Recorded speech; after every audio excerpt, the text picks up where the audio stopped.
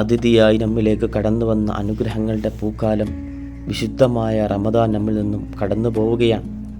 റമദാൻ സ്വീകരിക്കപ്പെട്ടോ എന്നൊരു ഭയം നമ്മുടെ ഹൃദയത്തിലുണ്ടോ എന്നൊക്കെ ആശങ്കപ്പെട്ടുകൊണ്ടിരിക്കേണ്ട ഒരു സാഹചര്യമാണ്. വല്ലദീന യഉതൂന മാ അതൗ വഖുലൂബുഹും വജില. എല്ലാ പ്രവർത്തനങ്ങളും ചെയ്തു, നോമ്പ് നോറ്റു, സക്കാത്ത് കൊടുത്തു, പാവങ്ങളെ സഹായിച്ചു, വേണ്ടതായ എല്ലാവിധ പ്രവർത്തനങ്ങളും ചെയ്തു. വഖുലൂബുഹും വജില, അവരുടെ ഹൃദയം ഭയക്കുന്നുമുണ്ട്. അന്നഹും ഇലാ റബ്ബിഹിം റാജിഊൻ, തൻ്റെ രക്ഷിതാവിലേക്ക് താൻ മടങ്ങിപ്പോവുമല്ലോ എന്നവർ ഭയക്കുന്നുണ്ട്. അത് ഭയക്കുന്നത് അള്ളാഹുവിൻ്റെ അടുക്കിലേക്ക് ചെല്ലുന്ന സമയത്ത് അവരുടെ നോമ്പ്, നിസ്കാരം, ഖുർആൻ പാരായണം എന്നിവയെല്ലാം അള്ളാഹു സ്വീകരിച്ചിട്ടുണ്ടോ എന്നുള്ളൊരു ഭയം ഒരു മുഅ്മിനിൻ്റെ ഹൃദയത്തിൽ വേണം. അങ്ങനെ ഒരു ചിന്ത ഒരു മുഅ്മിൻ്റെ ഹൃദയത്തിൽ വേണം.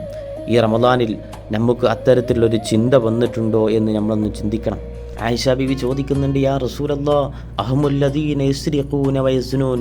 റസൂലേ, അങ്ങ് പറഞ്ഞ ആ വിഭാഗം, വിശുദ്ധമായ ഖുർആനൊക്കെ ഓതിയിട്ട് ഈ സങ്കടപ്പെടുന്ന വിഭാഗക്കാർ അവർ മോഷണം നടത്തിയവരാണ് റസൂലേ? കള്ളന്മാരാണോ? അതല്ല വ്യഭിചാരികളായ ആളുകളാണോ? അതുകൊണ്ടാണോ തൻ്റെ പ്രവർത്തനം സ്വീകരിക്കപ്പെടുമോ എന്നുള്ളൊരു ഭയം അവരുടെ ഉള്ളിലുള്ളത്? അങ്ങനെയാണോ റസൂലേ എന്ന് ചോദിച്ചപ്പോൾ റസൂൽ സല്ലല്ലാഹു അലൈഹി വസല്ലം തങ്ങൾ പറയുന്നുണ്ട്, ലാ യാ ബിൻത സിദ്ദീഖ്, സിദ്ദീഖിൻ്റെ മകളായ ആയിഷ അവർ കള്ളന്മാരോ വ്യഭിചരിച്ചവരോ അല്ല. വലാകിന്നഹുമുല്ലദീന യസൂമൂൻ, പക്ഷേ അവർ നോമ്പ് നോറ്റ ആളുകളാണ്. വയുസല്ലൂൻ, അവർ നിസ്കരിച്ച ആളുകളാണ്. വയതസദ്ദഖൂൻ, അവർ സ്വതക കൊടുത്ത ആളുകളാണ്. വഹും യഖാഫൂന അല്ലാ യുഖ്ബല മിൻഹും, ഇങ്ങനെയൊക്കെ ചെയ്തിട്ട് അള്ളാഹു സ്വീകരിക്കുമോ എന്ന് പേടിക്കുന്നവരാണ് ഇവരെന്ന് തുറമുദ് റിപ്പോർട്ട് ചെയ്യുന്ന ഹദീസിൽ കാണാൻ കഴിയും. റമദാൻ കടന്നു പോകുമ്പോൾ, റമദാൻ നമ്മോട് സലാം ചൊല്ലിക്കൊണ്ട് കടന്നു പോകുമ്പോൾ ഇത്തരത്തിലുള്ളൊരു ആത്മഗദ്ഗതം നമ്മുടെ മനസ്സിൽ നിർബന്ധമായിട്ടും വേണം. അതുപോലെ തന്നെ വഅബ്ദുദ് റബ്ബക ഹത്താ യഅതീകൽ യഖീൻ, മരണം വരുവോളം റബ്ബിന് വേണ്ടി ഇബാദത്ത് ചെയ്യണം.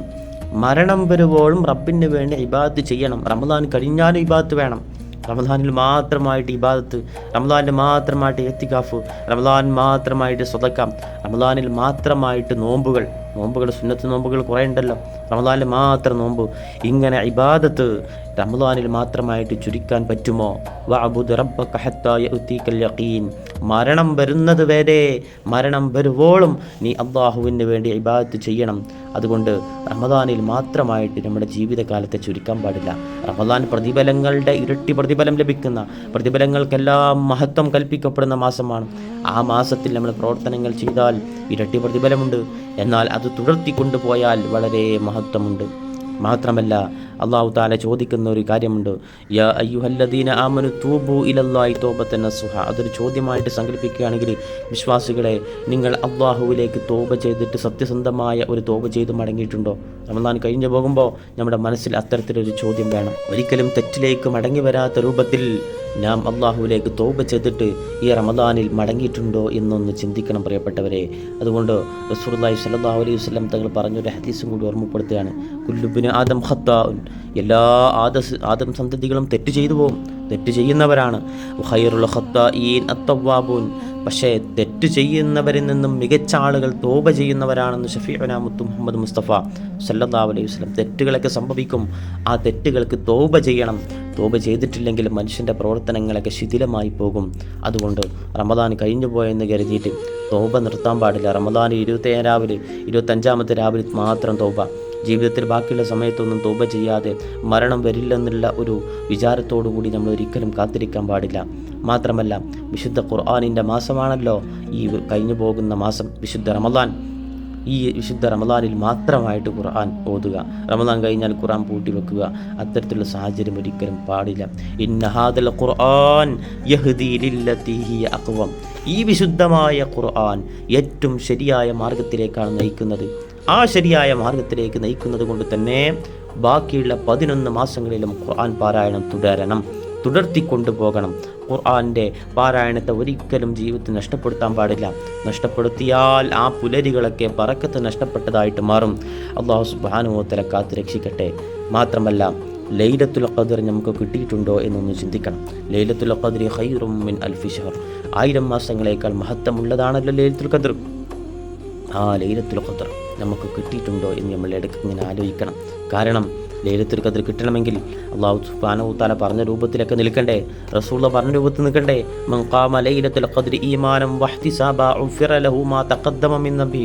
ഒരാൾ ലൈലത്തുൽ ഖദ്റിനെ വളരെ ഈമാനോടുകൂടിയും പ്രതിഫലം കാംക്ഷിച്ചുകൊണ്ടും നിലനിർത്തിയാൽ, നിസ്കാരം ചെയ്തുകൊണ്ട്, നിസ്കരിച്ചുകൊണ്ട്, നോമ്പ് നോറ്റുകൊണ്ട്, ഇത്തരത്തിലുള്ള എല്ലാ പ്രതിഫലങ്ങളും നിലനിർത്തിക്കൊണ്ട് തെറ്റിനെ കൊണ്ടുവരാത്ത രൂപത്തിൽ ചെയ്താൽ, കൊണ്ടുവന്ന ലൈലത്തുൽ ഖദ്റിനെ ഒരാൾ നല്ല രൂപത്തിൽ കൊണ്ടു നടത്തിയാൽ അവൻ്റെ മുൻകഴിഞ്ഞ പാപങ്ങളൊക്കെ പൊറുക്കപ്പെടുമെന്ന് ഷഫീഅന മുത്ത് മുഹമ്മദ് മുസ്തഫ. ഈ ലൈലത്തുൽ ഖദ്ർ നമുക്ക് കിട്ടിയിട്ടുണ്ടോ എന്ന് ആലോചിക്കണം. കാരണം എങ്ങനെ കിട്ടുക? ആ ഇബാദത്ത് ചെയ്തുകൊണ്ട് നമുക്ക് കിട്ടിയിട്ടുണ്ടോ എന്ന് ആലോചിക്കണം. സൽക്കർമ്മങ്ങളാണോ നമ്മൾ അത്തരത്തിലുള്ള പ്രധാനപ്പെട്ട ദിനരാത്രങ്ങൾ ചെയ്തത് എന്നൊന്ന് ആലോചിക്കണം. മാത്രമല്ല, റമദാൻ നമ്മളുടെ ഹൃദയത്തെ മാറ്റിയിട്ടുണ്ടോ, നമ്മുടെ ഹൃദയത്തിൽ മാറ്റങ്ങൾ വരുത്തിയിട്ടുണ്ടോ എന്നൊന്ന് ആലോചിക്കണം. യാ അയ്യുഹല്ലദീന ആമനു കുതിബ അലൈക്കുമുസ് സിയാം ലഅല്ലക്കും തത്തഖൂൻ എന്ന് പറയുന്നുണ്ട്. എന്തിനാണ് നോമ്പ്? സൂക്ഷ്മത കൈവരിക്കാൻ വേണ്ടിയിട്ടാണ്. ഈ നോമ്പ് നോൽക്കൽ കൊണ്ട് നമ്മുടെ ഹൃദയത്തിൽ തഖ്വ വന്നിട്ടുണ്ടോ എന്നൊന്ന് ആലോചിക്കണം. നോമ്പ് കടന്നു പോകുമ്പോൾ നമ്മളുടെ നോമ്പുകളൊക്കെ നമ്മുടെ ഹൃദയത്തിൽ തഖ്വയെ കൊണ്ടുവന്നിട്ടുണ്ടോ? എൻ്റെ തഖ്വ വർദ്ധിച്ചിട്ടുണ്ടോ? എൻ്റെ പാപങ്ങൾ കുറഞ്ഞിട്ടുണ്ടോ? എൻ്റെ നിസ്കാരങ്ങൾ നിലനിർത്താൻ എനിക്ക് കഴിയുന്നുണ്ടോ? ഖുർആൻ നിരന്തരം പാരായണം ചെയ്യാൻ കഴിയുന്നുണ്ടോ? ഇതൊക്കെ ഈ നോമ്പ് കഴിയലോട് കൂടിയിട്ട് തഖ്വയുള്ളവരിൽ പെടാൻ നമുക്ക് സാധിച്ചിട്ടുണ്ടോ എന്നൊന്ന് ആലോചിക്കണം. മാത്രമല്ല, ഈ റമദാൻ കഴിഞ്ഞാലും തന്നെ നമ്മുടെ നല്ല പ്രവർത്തനങ്ങളൊക്കെ അത് ചെറുതാണെങ്കിൽ പോലും അത് തുടർത്തി കൊണ്ടുപോകണം. അല്ലാഹു സുബ്ഹാനഹു വ തആലക്കും റസൂലിനും അത്തരത്തിലുള്ള കാര്യങ്ങളൊക്കെ തന്നെയാണ് ഇഷ്ടം. അഹബ്ബുൽ അഅമാലി ഇലല്ലാഹ് അദ്വമുഹാ വ ഇൻ ഖല്ല. വളരെ കുറഞ്ഞതാണെങ്കിൽ പോലും തുടർച്ചയായി ചെയ്യുന്ന പ്രവർത്തനങ്ങളാണ് അള്ളാഹുവിങ്കൽ ഏറ്റവും ഇഷ്ടപ്പെട്ടത് എന്ന് ഷഫീഅന മുത്ത് മുഹമ്മദ് മുസ്തഫ സല്ലല്ലാഹു അലൈഹി വസല്ലം തങ്ങൾ പറയുന്നുണ്ട്. അതുകൊണ്ട് തന്നെ എൻ്റെ ഇബാദത്ത് സ്വീകരിക്കപ്പെട്ടോ? റമദാനിന് ശേഷം എൻ്റെ ഇബാദത്തുകൾ തുടരാൻ എനിക്ക് കഴിയുമോ? സത്യസന്ധമായ തൗബ ചെയ്തിട്ടുണ്ടോ? ഖുർആനുമായിട്ടുള്ള ബന്ധം ഞാൻ നിലനിർത്തുമോ? എനിക്ക് നിലനിർത്താൻ കഴിയുമോ? ലൈലത്തുൽ ഖദ്ർ നേടാൻ കഴിഞ്ഞിട്ടുണ്ടോ? റമദാൻ എന്നിൽ മാറ്റങ്ങൾ വരുത്തിയിട്ടുണ്ടോ? സ്ഥിരമായ പ്രവർത്തനങ്ങളൊക്കെ ചെയ്യാൻ വേണ്ടി ഞാൻ തീരുമാനിച്ചിട്ടുണ്ടോ? ഇതൊക്കെ റമദാൻ കഴിയലോടുകൂടി നമ്മുടെ മനസ്സിലിങ്ങനെ തികട്ടി വരണം. നമ്മുടെ മനസ്സിൽ അത്തരത്തിലൊരു മാറ്റങ്ങൾ ഇനി അങ്ങോട്ട് നിർബന്ധമായിട്ട് വരണം. പ്രിയപ്പെട്ടവരെ, പ്രവർത്തനങ്ങളൊക്കെ ചെയ്യുന്നത് വളരെ സ്ഥിരമായിട്ടായിരിക്കണം. ഇടയ്ക്കിടയ്ക്ക് ഇങ്ങനെ ചെയ്യുക. അത്തരത്തിൽ റമദാനിന് ശേഷം നിസ്കാരങ്ങളൊക്കെ ഒരു അലംഭാവം കാണിക്കുക, അങ്ങനെ ഒരു തീരുമാനമെടുക്കുന്നത് ശരിയായ നിലപാടല്ല. ഖുർആനിൽ അല്ലാഹു പറയുന്നുണ്ട്, ഇന്നല്ലദീന ഖാലൂ റബ്ബുനല്ലാഹ്, ഞങ്ങളുടെ രക്ഷിതാവ് അല്ലാഹുവാണെന്ന് പറയുന്ന ആളുകളുണ്ടല്ലോ, സുമ്മസ്തഖാമൂ, പിന്നീട് അവർ ചെയ്യുന്ന പ്രവർത്തനങ്ങൾക്കൊക്കെ ഒരു സ്ഥിരത പുലർത്തുന്ന ആളുകളുണ്ടല്ലോ എന്ന് പറഞ്ഞുകൊണ്ട് മുഅ്മിനീങ്ങളെ പരിചയപ്പെടുത്തുന്നുണ്ട്. ഇത്തരത്തിൽ റമദാനിന് ശേഷം നമ്മുടെ പ്രവർത്തനങ്ങൾക്കൊരു സ്ഥിരത വേണം.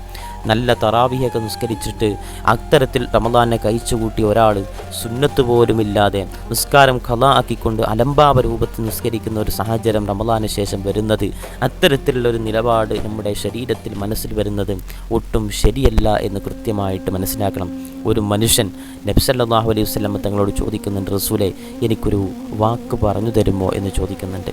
എനിക്കെന്തെങ്കിലും പറഞ്ഞു തരുമോ എന്ന് ചോദിക്കുന്നുണ്ട്.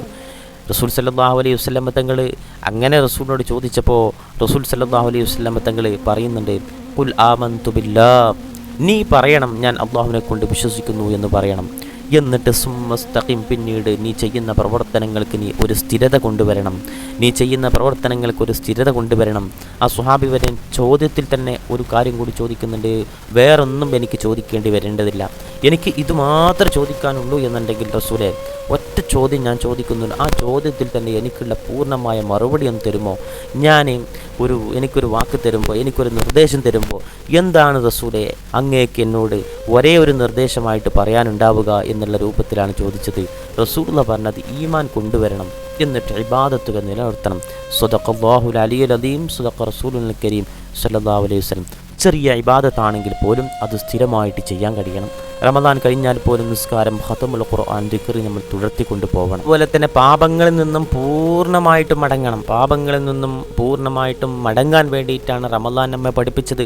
കണ്ണുകൾക്ക് നിയന്ത്രണം വെക്കാൻ, നാവുകൾക്ക് നിയന്ത്രണം വെക്കാൻ, ഹൃദയങ്ങൾ ശുദ്ധീകരിക്കാൻ, കാതുകൾക്ക് നിയന്ത്രണം വെക്കാൻ, ഇതൊക്കെയാണ് റമദാൻ നമ്മെ പഠിപ്പിച്ചത്. ആ പഠനം നമ്മുടെ ജീവിതത്തിൽ കൊണ്ടുവരണം. ഒരു ചരിത്രം പറയാറുണ്ട്, ഒരു സ്വാലിഹായ ഒരു മനുഷ്യൻ, ആ മനുഷ്യനോട് ഒരുത്തൻ വന്നുകൊണ്ട് ചോദിക്കുന്നുണ്ട്, റമദാൻ കഴിഞ്ഞാൽ ഞാൻ വീണ്ടും പാപത്തിലേക്ക് മടങ്ങുന്നു, അങ്ങനെ ഒരു എൻ്റെ മനസ്സിൽ അങ്ങനെ ഒരു തോന്നൽ വരുന്നു, അല്ലെങ്കിൽ ഞാൻ അങ്ങനെ മടങ്ങാറുണ്ട്, എനിക്ക് എന്താണ് ചെയ്യാൻ പറ്റുക എന്ന്. ഒരു സ്വാലിഹായ മനുഷ്യനോട് ഒരാൾ വന്ന് ചോദിക്കണം. അദ്ദേഹം പറഞ്ഞത്, നീ ആരാധിച്ച അള്ളാഹു റമദാനിൽ മാത്രമുള്ളതാണോ എന്ന് ചോദിക്കുന്നുണ്ട്. റമദാനിൽ മാത്രമാണോ നീ അള്ളാഹുവിനെ ആരാധിക്കുന്നത്? അതുമാത്രമല്ല, റമദാനിൽ മാത്രമാണോ നിനക്ക് അള്ളാഹുൽ ഇബാദത്ത് ചെയ്യേണ്ടത് എന്നുള്ള ഒരു ചോദ്യം ചോദിക്കുന്നുണ്ട്. നീ ആരാധിച്ച അള്ളാഹു റമദാനിൽ മാത്രമാണോ ഉള്ളത്? ബാക്കിയുള്ള 11 മാസത്തിലും നീ ആരാധിച്ച റബ്ബില്ലേ? അതുകൊണ്ട് റമദാനിൽ മാത്രമായിട്ടുള്ള പ്രവർത്തനം നമ്മുടെ ജീവിതത്തിൽ പാടില്ല. റമദാനിൽ മാത്രമായിട്ടല്ല അള്ളാഹുവിനെ ആരാധിക്കേണ്ടത്. മുഴുവൻ വർഷവും ജീവിതത്തിൻ്റെ അവസാനം വരെ അള്ളാഹുവിനാണ് ഇബാദത്ത് എടുക്കേണ്ടത് എന്ന് ആ സ്വാലിഹായ മനുഷ്യൻ ആ വ്യക്തിയോട് പറയുന്നുണ്ട്. പ്രിയപ്പെട്ടവരെ, മറ്റൊരു കാര്യമാണ് ഇമാം അഹമ്മദ് തങ്ങൾ പറയുന്ന ഒരു കാര്യം. അറിവും ഇബാദത്തും കൂട്ടിക്കൊണ്ടുപോകണം. മരണത്തോളം ഒരു മനുഷ്യൻ നന്മയിൽ നിന്ന് വിശ്രമിക്കില്ല എന്ന് ഇമാം അഹമ്മദ് റഹിമഹുല്ല പറയുന്നുണ്ട്. അദ്ദേഹം പറയുന്നത്, മരണം വരെ മനുഷ്യൻ നന്മ ചെയ്യണം. പ്രവർത്തനങ്ങൾ, അറിവ് പഠിച്ചിട്ടുണ്ട്, അവൻ ഇബാദത്ത് എടുക്കുന്നുണ്ട്, ഇത് രണ്ടും കൂടി കൊണ്ടുപോകണം. അറിവുണ്ട്, ഇബാദത്തില്ല, ഇബാദത്തുണ്ട്, അറിവില്ല, ഇങ്ങനത്തെ രൂപത്തിലാവരുത്.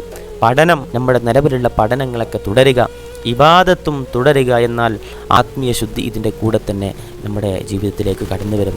പ്രായോഗികമായിട്ട് റമദാൻ കഴിഞ്ഞാലും നമുക്ക് എന്തൊക്കെ ചെയ്യാൻ പറ്റും? നിസ്കാരങ്ങൾ, 5 വക്ത് നിസ്കാരം ജമാഅത്തായിട്ട് നിസ്കരിക്കാൻ പറ്റും. 5 വക്ത് നിസ്കാരം നമുക്ക് ജമാഅത്തായിട്ട് നിസ്കരിക്കാൻ പറ്റണം. രണ്ടാമത്തെ കാര്യം, വിശുദ്ധമായ ഖുർആൻ ചുരുങ്ങിയത് ഒരു പേജെങ്കിലും ഒരു ദിവസം ഓതാൻ നമുക്ക് കഴിയണം. മറ്റൊന്ന്, ദിക്റുകൾ, രാവിലെ ചെല്ലേണ്ട ദിക്റ്, വൈകുന്നേരം ചെല്ലേണ്ട ദിക്റ്, ഇത്തരത്തിലുള്ള ദിക്റുകളൊക്കെ കൃത്യമായിട്ട് റമദാൻ കഴിഞ്ഞാലും ചൊല്ലി വരണം. മറ്റൊന്നാണ് സുന്നത്ത് നോമ്പുകളൊക്കെ എടുക്കുക എന്നുള്ളത്. തിങ്കളാഴ്ചയും വ്യാഴാഴ്ചയൊക്കെ നോമ്പ് നോക്കൽ പ്രത്യേക സുന്നത്താണ്. 6 നോമ്പ് എന്നൊക്കെ പറയുന്ന നോമ്പുകളൊക്കെ ഉണ്ടല്ലോ, അതൊക്കെ പ്രത്യേക സുന്നത്താണ്. അത്തരത്തിലുള്ള സുന്നത്തായ നോമ്പുകളൊക്കെ നിലനിർത്തുക. മറ്റൊന്ന്, ഹൃദയശുദ്ധി വരുത്തുക. അഹങ്കാരം പോലുള്ള, റിയാ പോലുള്ള കാര്യങ്ങളൊക്കെ ഒഴിവാക്കുക. മറ്റൊന്ന്, തൗബ നിരന്തരമായിട്ട് ചൊല്ലിക്കൊണ്ടേയിരിക്കുക.